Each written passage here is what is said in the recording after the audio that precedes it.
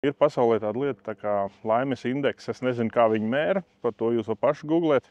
Bet šeit Norvēģijā viņš ir 7,3 no 10 ballēm. Attiecīgi tas ir diezgan augsts. Parasti saka, lai es nesalīdzinu Norvēģiju ar Latviju, bet tīri, lai jūs saprastu, atskaites punktam Latvijā tas laimes indeks ir 6,2 tikai. Tas nav slikti, tas īstenībā cilvēki ir laimīgāki nekā Amerikā, kur tas ir 5,9, bet tik un tā tas ir daudz zemāk nekā Norvēģijā.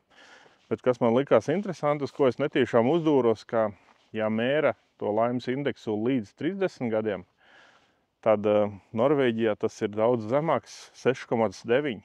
Tātad sanāk, ka jaunie norvēģi nav tik laimīgi kā vecie norvēģi. Un Latvijā atkal ir otrādi. Ja visiem cilvēkiem mērot ir 6,2, tad mērot līdz 30 gadiem laimes indeks ir 6,7. Tā kā baigi interesanti sanāk. Norvēģijā, teiksim, vecāku gadagājumu cilvēki ir laimīgākā Latvijā, jo tu esi vecāks, jo tu sanāk esi mazāk laimīgs.